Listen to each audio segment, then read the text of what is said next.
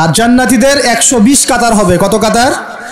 120 কাতার। তার মধ্যে 80 কাতার হবে উম্মতে মুহাম্মাদি, বলেন সুবহানাল্লাহ। আর এই উম্মতে মুহাম্মাদির মধ্যে আরো 70,000 স্পেশাল মানুষ আছে। কত হাজার? যারা বিনা হিসেবে বিনা আযাবে ডাইরেক্ট জান্নাতে যাবে ইনশাআল্লাহ। আমরা এসেছি পৃথিবীতে জান্নাত থেকে, এখানে পরীক্ষা দিচ্ছি, উদ্দেশ্য আবার সেই জান্নাতেই ফিরে যাওয়া। আমরা এখানে থাকতে আসি নাই তো, থাকতে আসছি। আমরা এখানে আসছি জান্নাত থেকে, ফিরে যাব কোথায়? ইনশাআল্লাহ জান্নাতে, ইনশাআল্লাহ জান্নাতে। 70,000। তবে অন্য একটা হাদিসে আসছে যে প্রত্যেক হাজারের সাথে আরো 70,000। তবে শর্ত কঠিন। কিরকম শর্ত? সাহাবীরা বসে ডিসকাস করছেন কে হতে পারে তারা। কেউ বলছেন তারা হয়তো প্রথম দিকের মুসলিমরা হবেন, কেউ বলছেন তারা হয়তো মুজাহিদরা হবেন, কেউ বলছেন তারা বদর যুদ্ধের সাহাবীরা হবেন ইত্যাদি।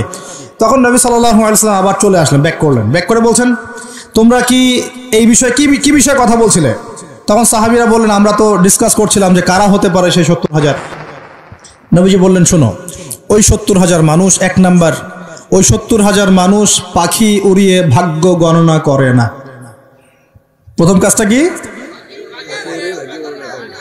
মানে তারা ইসলাম এত কঠিন ভাবে পালন করে যে পাখি উড়িয়ে ভাগ্য গণনা বা হাত দেখা, রাশিফল, এরকম শিরিকের ধার কাছেও নাই। তারা শিরিকের ধার কাছেও নাই। দুই নাম্বার, তারা আগুনের শেকা বা উল্কি দিয়ে, এই ট্যাটু আছে না, ট্যাটু উল্কি আঁকে আগুন দিয়ে, এই ধরনের ট্যাটু উল্কি তারা আঁকে না শরীরের মধ্যে। এইসব কুলক্ষণে সুলক্ষণে তারা বিশ্বাস করে না। তিন নাম্বার, তারা অবৈধ ঝাড়ফুঁক করে না। অবৈধ ঝাড়ফুঁক করে না। বৈধ ঝাড়ফুঁক করা যাবে, সূরা ফাতিহা পড়ে ঝাড়ফুঁক করা যাবে, সূরা ফালাক নাস ইখলাস পড়ে পড়া যাবে, আয়াতুল কুরসি পড়ে পড়া যাবে, কোরআন হাদিস দিয়ে ঝাড়ফুঁক করা যাবে। কিন্তু অবৈধ কিছু ঝাড়ফুঁক আছে না, তান্ত্রিক কবিরাজদের কাছে মানুষ করে, এগুলো করা যাবে না। আর 4 নাম্বার হচ্ছে তারা সর্বাবস্থায় এক আল্লাহর উপরে তাওয়াক্কুল করে, ভরসা করে, আল্লাহর প্রতি তাওয়াক্কুল করে। এরা হচ্ছে সেই 70,000 মানুষের মধ্যে থাকবে ইনশাআল্লাহ। এক সাহাবী দাঁড়িয়ে বললেন যে ইয়া রাসূলুল্লাহ, আমার জন্য দোয়া করেন, আমি যেন সেই 70,000-এর মধ্যে থাকতে পারি। নবীজি বললেন হ্যাঁ, তুমি 70,000-এর মধ্যে একজন যাও। এরপর আরো 2জন সাহাবী দাঁড়িয়ে গেলেন, আমার জন্য দোয়া করেন। নবীজি বললেন না, ওয়াকাশা অগ্রগামী হয়েছে। এভাবে সবার জন্য দোয়া করতে থাকলে দরজা কি হতো? বন্ধ হয়ে যেত। তো এই দরজা খোলা আছে। এই যুগের মানুষও হতে পারে, হতে পারে না? যে ব্যক্তি শিরক করে না, আল্লাহ ভরসা করে, কোন রকম কুলক্ষণে বিশ্বাস করে না, ইসলাম পরিপূর্ণরূপে পালন করে, ইনশাআল্লাহ তাআলা আল্লাহ চাইলে তাদেরকে আল্লাহ পাক 70,000-এর মধ্যে আশ্রয় দিবেন, অংশ দিবেন ইনশাআল্লাহ তাআলা। তো আমরা বলছিলাম যে আমরা কোথা থেকে আসছি ভাই? জান্নাত থেকে। কোথায় যাব? ইনশাআল্লাহ। এর মাঝখানে শয়তানের পথ রয়েছে কিছু, শয়তানের ফিতনা। কি ফিতনা? শয়তান চায়, শয়তান কিন্তু ওয়াদা করে আসছে, চ্যালেঞ্জ করে আসছে আল্লাহর কাছে। কি করছে? চ্যালেঞ্জ। শয়তান কি চ্যালেঞ্জ করছে জানেন? শয়তান চ্যালেঞ্জ করছে যে রব্বি, শয়তান বলছে রব্বি মানে হে আমার রব। শয়তান কিন্তু আস্তিক, শয়তান কিন্তু আস্তিক, শয়তান কিন্তু আল্লাহকে বিশ্বাস করে। সে বলছে রব্বি, হে আমার রব, আনজিরনি, আমাকে অবকাশ দিন, ইলা ইয়াউমি ইউবআসুন, কিয়ামত দিবস পর্যন্ত অবকাশ দিন। আল্লাহ বলছেন ফাইন্নাকা মিনাল মুনজারিন, যাও, তোমাকে অবকাশ দেওয়া হলো। কিয়ামত পর্যন্ত সময় আল্লাহর কাছে এমন বড় কিছু নয়, খুব সামান্য।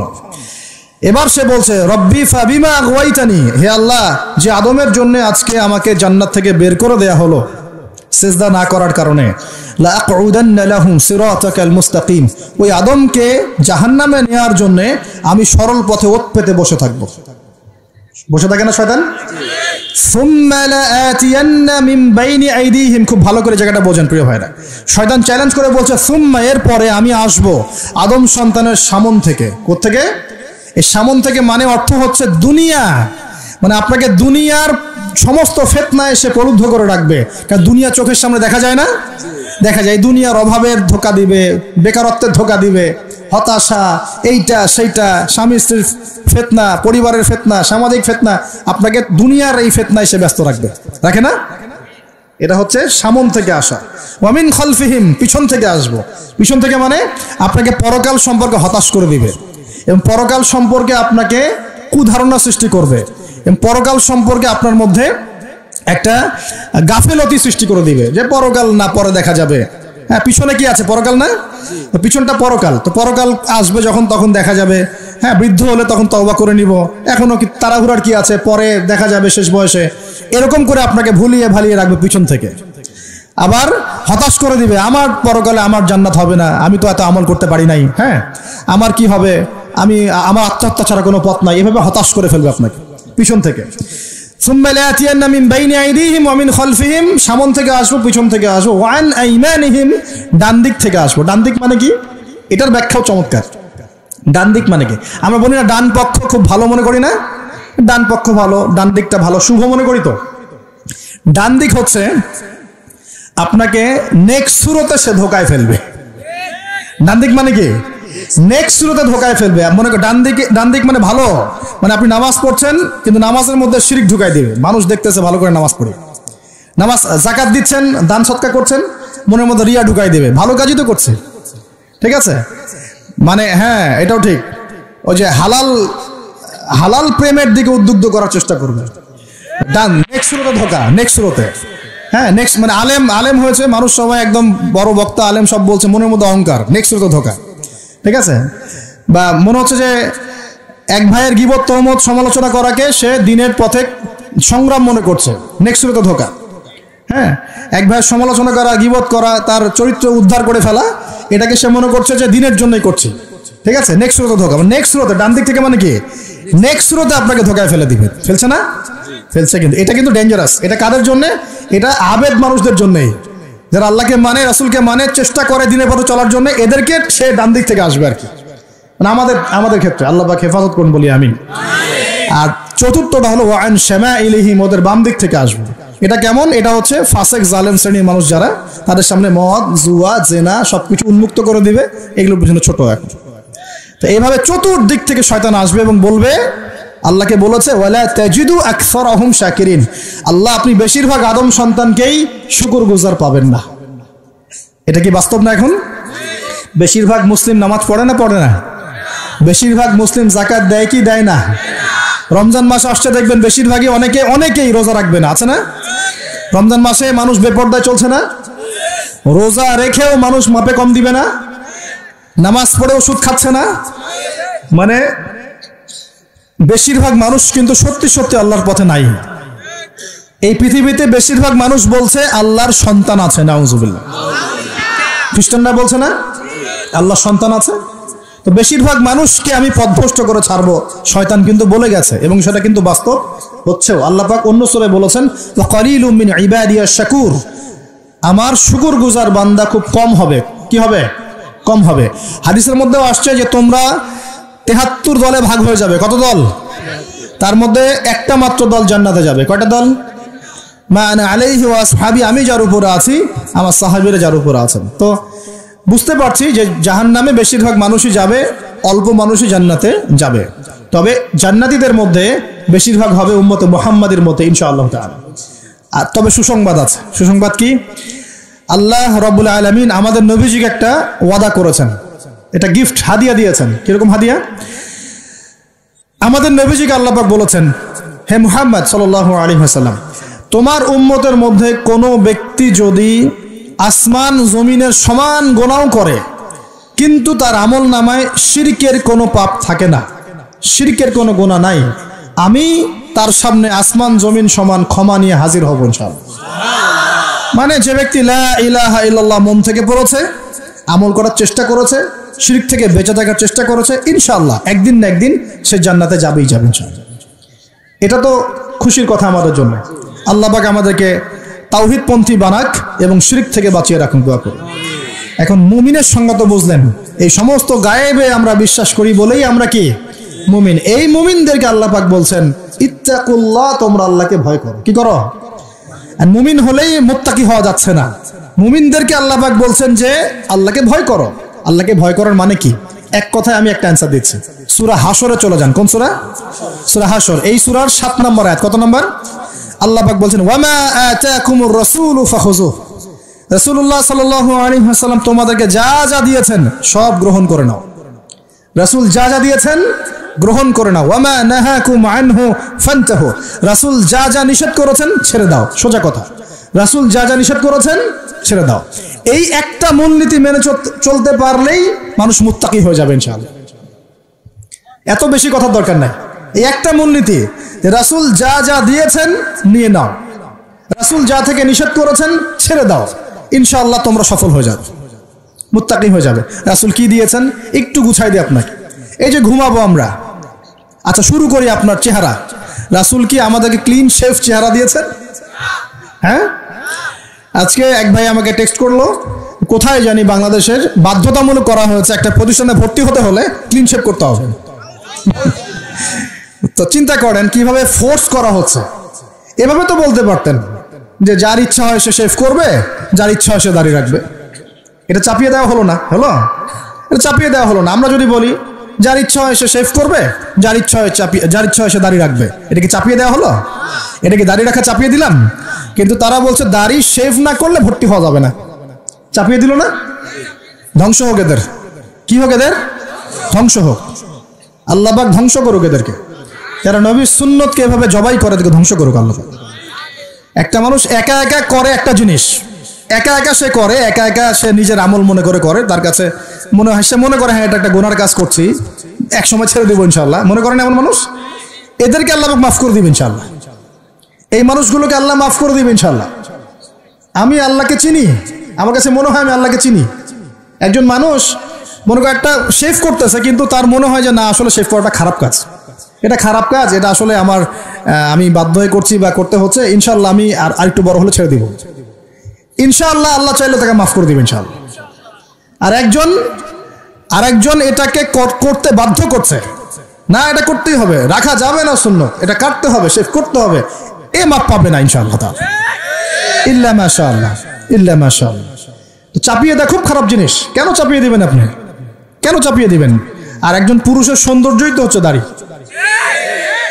আমি তো আফসোস করি যে দাড়ি নাই চেহারায়, কত আফসোস করি যে মানুষ, আপনাদের দাড়ি দেখলে আমার হিংসা হয়, ঈর্ষা হয়। এটা ঈর্ষা, হিংসা না, এটা কি ঈর্ষা। গাল ভর্তি দাড়ি থাকবে, দেখে কত চমৎকার লাগে মাশাআল্লাহ। আমাদের নবী সাল্লাল্লাহু আলাইহি ওয়াসাল্লামের চেয়ে কোনো হ্যান্ডসাম পুরুষ আছে? ছিল কখনো? নবী সাল্লাল্লাহু আলাইহি ওয়াসাল্লামের দাড়িগুলো এত সুন্দর ছিল, দাড়ি দিয়ে খুশবু বের হতো, সুবহানাল্লাহ।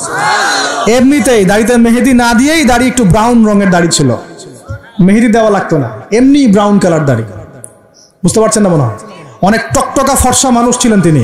আমাদের একদম উপর লেভেল থেকে শুরু করে বাথরুমের টয়লেট পর্যন্ত সব এখন পশ্চিমা কালচারে চলছে।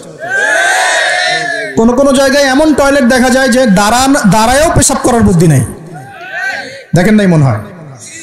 একটা তো স্টেঞ্জা করতে হয় বা পায়ে ভর দিয়ে। কোন পায়ে? এখন এই যে ইংলিশ কমোডে আপনি বা পায়ে ভর দিয়ে কেমনে করবেন বলেন দেখি, কিভাবে সুযোগ আছে? আর পাবলিক টয়লেট যদি হয় তাহলে ওটাতে বসলে কাপড় এগুলো পাক থাকবে? ওটাতে নামাজ হবে? চিন্তা করেন তো, এটা সূচিবায়ু হয় না? আচ্ছা, সব জায়গায় পশ্চিমা সভ্যতা ঢুকে গেছে এখন, সব জায়গায়, বাথরুম থেকে শুরু করে একদম ওই বিশ্ব পরিচালনা পর্যন্ত সব ওদের সুন্নত চলছে। আর কিছু দেখলাম যে এরকম কিছু বোল বা বাটির মতো রেখে দিয়েছে, ওখানে দাঁড়ায় দাঁড়াই ধরে ধরে করতে হবে। হ্যাঁ, এখন দেখা যায় কোনো মানুষের হাইট 6 ফুট, কোনো মানুষের 5 ফুট, কোনো মানুষের 4 ফুট। এখন যদি ম্যাচ না করে কি করবে? পাপ যদি ঠিক না হয় কি করবে? চিন্তা, এগুলো দেখেন নাই মনে হয়? দেখবেন, ঘুরতে থাকেন। আল্লাহ পাক কি বলেছেন? সিরু ফিল আরদ, জমিনে বিচরণ করো, ঘোরো, জমিন ঘুরে দেখো, ফানজুর, দেখো কাইফা কানা আকিবাতুল মুকাজ্জিবিন, আল্লাহর বিধান যারা অস্বীকার করেছে ওদের কি পরিণতি হয়েছে দেখো। ঘুরতে বলেছেন আল্লাহ পাক। তো দেখেন আমাদের সব সুন্নত গুলো কেন জানি আস্তে আস্তে ওইদিকে চলে যাচ্ছে। আল্লাহ পাক বাঁচাক আমাদেরকে। চেহারা থেকে শুরু হবে, আপনার কথাবার্তা, আপনার চাল চলন, আপনার আকীদা, পোশাক পরিচ্ছদ, বাথরুম, পরিবার, আপনার ব্যবসা, আপনার ইবাদত, জিকির আজগার, তাসবিহ তাহলিল, সমাজ পরিচালনা এবং রাষ্ট্র পরিচালনা পর্যন্ত প্রত্যেকটা কাজ নবী সাল্লাল্লাহু আলাইহি ওয়াসাল্লামের সুন্নত মতো করার পাক্কা নিয়াত করতে হবে। কতটুকু পারি না পারি আল্লাহ দেখবেন, কিন্তু চেষ্টা করতে হবে ইনশাআল্লাহ। ব্যক্তি পর্যায়ে তো পারবো নাকি? এখানে তো আমাকে কেউ ফোর্স করবে না, করবে? আমি যদি দাড়ি ছেড়ে দেই কারো কিছু বলার আছে? আপনি যদি হালাল খান কেউ কিছু ফোর্স করবে আপনাকে? আপনি নামাজ ঠিক মতো পড়েন, রোজা রাখেন, তাসবিহ তাহলিল করেন, জিকির আজগার করেন, আপনার পরিবারে পর্দা কায়েম করেন, কেউ কি ফোর্স করবে আপনাকে? উপরের লেভেলে হয়তো আমরা ইম্পোজ করার ক্ষমতা আমাদের নাই, ওটা পরে। আগে ব্যক্তি জীবন ঠিক করেন, আগে ব্যক্তি জীবন ঠিক করেন, পরিবার ঠিক করেন, আপনার অর্থনীতি ঠিক করেন। ইনশাআল্লাহ তাআলা আল্লাহ পাক আমাদেরকে প্রকৃত মুত্তাকি বানিয়ে দিবেন ইনশাআল্লাহ। আল্লাহ বলছেন প্রকৃত মুত্তাকি হও। কেমন করে আল্লাহকে ভয় করো? হাক্কা তুকাতি, ভয় করার মতো ভয় করো। ভয় করার মতো ভয় মানে কি? জীবনের কিছু অংশে ইসলাম পালন করব, বাকি অংশে করব না, এমন নাকি জীবনের প্রত্যেকটা ক্ষেত্রে ইসলাম পালনের চেষ্টা করব? কোনটা? জীবনের প্রতিটা ক্ষেত্রে আল্লাহ পাক আমাদের সবাইকে ইসলাম পালন করার তৌফিক দান করুন। আল্লাহকে ভয় করো, ভয় করার মতো করে ভয় করো। আরেকটা কথা বলেছেন আল্লাহ পাক, ওয়ালা তামুতুন্না ইল্লা ওয়া আনতুম মুসলিমুন, পরিপূর্ণ মুসলিম না হয়ে মৃত্যুবরণ। পরিপূর্ণ মুসলিম কি জিনিস? যে ব্যক্তি বেপর্দায় চলে, এক মহিলা, আবার মাশাআল্লাহ নামাজও পড়ে, পরিপূর্ণ মুসলিম হলো কি?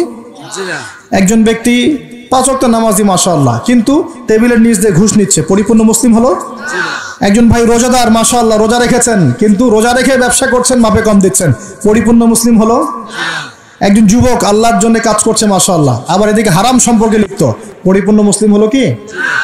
পরিপূর্ণ মুসলিমের সংজ্ঞা বোঝানোর জন্য কোনো ব্যাখ্যার প্রয়োজন নাই। পরিপূর্ণ মুসলিম মানে উদখুলু ফিস সিলমি কাফা, তোমরা ইসলামের হুকুম আহকামকে পরিপূর্ণরূপে গ্রহণ করো, ইসলামে পরিপূর্ণরূপে প্রবেশ করো, বাস। এখন একসাথে কি সব আমল করা যায়? যায় না, কিন্তু চেষ্টা তো করা যায় নাকি?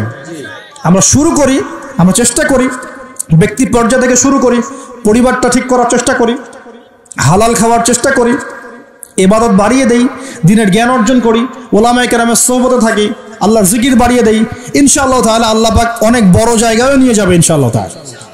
আল্লাহ পাক আমাদের সবাইকে এই আয়াতটা বোঝার তৌফিক দান করুন। বলি আমাদের সবাইকে আল্লাহ পাক পরিপূর্ণ মুমিন হওয়ার তৌফিক দান করুন, ইমানের 6 পিলারের উপর বিশ্বাস করার তৌফিক দান করুন, এটাকে মুখে স্বীকার করার তৌফিক দান করুন, কাজেও বাস্তবায়ন করার তৌফিক দান করুন। আল্লাহ পাক আমাদেরকে পরিপূর্ণ মুত্তাকি বানিয়ে দেন, আল্লাহকে ভয় করার মতো করার তৌফিক দান করেন, এবং পরিপূর্ণ মুসলিম হওয়ার তৌফিক আল্লাহ পাক দান করেন। তাহলে 2টা এক্সাম্পল দিয়ে আমি শেষ করব। পরিপূর্ণ মুসলিমের এক্সাম্পল আল্লাহ পাক দিয়েছেন ইব্রাহিম আলাইহিস সালামের মতো। কোথায়?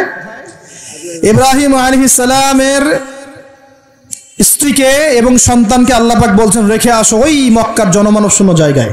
ওই মক্কায় কোনো মানুষ ছিল? কোনো খাবার, কোনো পানি? ইব্রাহিম আলাইহিস সালাম কি বলেছিলেন আল্লাহ আমি কেন তাকে এখানে রেখে আসবো? কি যুক্তি এর পিছনে, কি লজিক, কি সায়েন্স? বলেছিলেন নাকি আল্লাহ পাক বলেছেন বাস আমল করেছেন? সামি'না ওয়া আতা'না, শুনলাম মানলাম, শুনলাম মানলাম, শুনলাম মানলাম, এর নাম ইসলাম। কোনো প্রশ্ন করা যাবে না। প্রত্যেকটা প্রশ্নের উত্তর আছে ঠিকই, প্রতিটা প্রশ্নের উত্তর ঠিকই আছে, কিন্তু সব উত্তর বোঝার জ্ঞান আল্লাহ পাক আমাকে দেন নাই। নামাজ যে আল্লাহ পাক পড়তে বলেছেন, নামাজ পড়লে আমরা পরকালে জান্নাতে যাব ইনশাআল্লাহ, ইনশাআল্লাহ নামাজ পড়ার মধ্য দিয়ে আমাদের সমাজের ঐক্য হবে, ইত্যাদি অনেক ব্যাপার আছে। আপনার ফিজিক্যালও অনেক উপকার আছে, নামাজ পড়লে শারীরিক অনেক উপকারও আছে, কিন্তু সবকিছু তো আর ব্যাখ্যা করার প্রয়োজন নাই। আল্লাহ বলেছেন করো, নিশ্চয়ই এর মধ্যে কল্যাণ আছে, ব্যাস। আল্লাহ বলেছেন জাকাত দাও, জাকাত দিতে আল্লাহ বলেছেন দিতে হবে।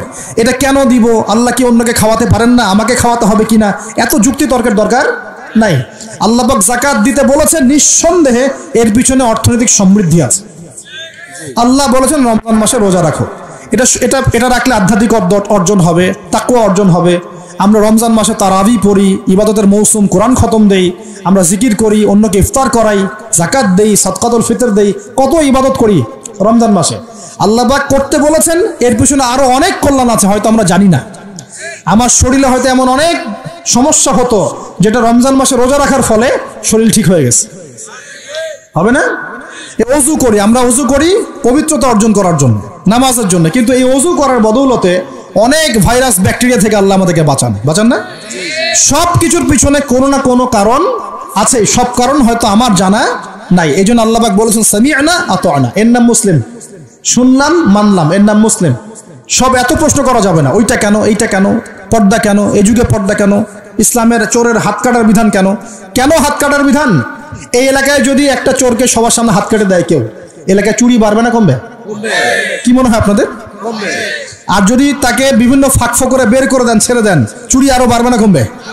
আরো বাড়বে, আরো বাড়বে। ও দেখবে যে ধর্ষণ করলে কোনো শাস্তি নাই, আরো করব। মদ খাইলে কোনো শাস্তি নেই, আরো খাবো। চুরি করলে কোনো শাস্তি হয় না, আরো করব। বাস এই তো বাড়তেই আছে দিন দিন এগুলা। আর যদি সবার সামনে ধরে একটা ধর্ষককে ফাঁসি দিয়ে দেন, আর ভয়ে কেউ ধর্ষণ করার চেষ্টা করবে না। আল্লাহ পাকের বিধান প্রতিটাই কল্যাণকর। এখন মানুষকে এগুলো বোঝাতে হয়। আফসোস, কিছু মানুষ বলে ভাই সব জায়গায় ধর্ম টেনে আনবেন না। সব জায়গায় ধর্ম টেনে আনবো না মানে কি? সব জায়গায় আপনার মন গড়া বিধান টেনে আনবেন না, সব জায়গায় ধর্ম ঠিকই চলবে। আমাদের এটা কি শুধু ধর্ম না জীবন ব্যবস্থা? জীবন ব্যবস্থা কি পুরো জীবন কেন্দ্রিক হয় না? এখানে ব্যক্তি জীবনের হেদায়েত নাই, এখানে পারিবারিক হেদায়েত নাই, অর্থনৈতিক হেদায়েত নাই, সামাজিক হেদায়েত নাই। তাহলে সব জায়গায় ইসলাম চলবে না কেন? কেন চলবে না? এটাই হলো আমাদের এখনকার বিশ্বের চ্যালেঞ্জ। এই জায়গায় সবাইকে আবার পরিপূর্ণ মুসলিম হওয়ার তৌফিক আল্লাহ পাক দান করুন বলি আমি। আরেকটা এক্সাম্পল দিব। হ্যাঁ, সন্তানকে কুরবানি করতে বলেছেন আল্লাহ পাক, মনে আছে? ইব্রাহিম আলাইহিস সালামকে বলেছিলেন কেন এই ছোট্ট বাচ্চাটাকে হত্যা করব, জবাই করব? আল্লাহ পাকের হুকুম এসেছে, চোখ বন্ধ করে পালন করতে গিয়েছে। আল্লাহ পাক তো চান নাই যে সন্তানকে হত্যা করা হোক। আল্লাহ পাক পরীক্ষা নিয়েছেন, আল্লাহ পরীক্ষা নিয়েছেন। ওই স্মৃতি কিয়ামত পর্যন্ত মানুষ ঈদুল আজহায় পালন করে না? শুধুমাত্র ওই স্মৃতির ফলে দেখবেন কোটি কোটি মিলিয়ন মিলিয়ন মানুষের পেটের মধ্যে খাবার যায়। ওই যে কুরবানি দেয়, খেয়াল করে দেখবেন, তাই না? কোটি কোটি মানুষ সেই গোশত খায় না? একটা ঘটনাকে দিয়ে আল্লাহ রাব্বুল আলামিন কিয়ামত পর্যন্ত মিলিয়ন বিলিয়ন মানুষকে খাওয়ানোর ব্যবস্থা করেছেন। এটাই একমাত্র ব্যাখ্যা নয়, আমি জাস্ট একটা ব্যাখ্যা করলাম, আরো অনেক ব্যাখ্যা আছে। এটা একটা পরীক্ষা। আল্লাহ রাব্বুল আলামিনের প্রতিটা বিধানই মানবতার কল্যাণে। চোখ বন্ধ করে বিশ্বাস করলে সে মুসলিম। আল্লাহ পাক এটাই বলছেন, ওয়ালা তামুতুন্না, ভুলেও মৃত্যুবরণ করো না। ওয়ালা তামুতুন্না, ভুলেও মৃত্যুবরণ করো না। ইল্লা ওয়া আনতুম মুসলিমুন, পরিপূর্ণরূপে ইসলাম কবুল না করে, আত্মসমর্পণ না করে ভুলেও মৃত্যুবরণ করো না। মৃত্যু কবে আসবে জানি? তাহলে কি অপেক্ষায় বসে থাকবো, নাকি এই সুযোগ থাকতেই পরিপূর্ণ মুসলিম হব? কোনটা? খালি একটা কাজ করতে হবে, আল্লাহ রাসূল যা দিয়েছেন তা গ্রহণ করব, যা ছাড়তে বলেছেন ছেড়ে দেবো ইনশাআল্লাহ। কোরআনে যা আছে আমল করার চেষ্টা করব, যা নাই ছেড়ে দেবো ইনশাআল্লাহ। যদি দেখা যায় বাধ্য হয়ে আমি পাপে লিপ্ত হয়ে যাচ্ছি, হতাশ হবেন না, তওবা করে আবার ফিরে আসবেন। পথ চলতে গিয়ে হোঁচট খেয়েছেন, ভালো পথে চলছেন কিন্তু হোঁচট খেয়েছেন, হতাশ হবেন না, ওযু করবেন, নামাজ পড়ে আবার তওবা করবেন ইনশাআল্লাহ। যতবার পাপ হবে ততবার তওবা করবেন ইনশাআল্লাহ। আল্লাহ পাক আমাদের চেষ্টা দেখবেন ইনশাআল্লাহ। আমল দিয়ে কেউ জান্নাতে যাবে না, আমল দিয়ে কেউ জান্নাতে যেতে পারবে না।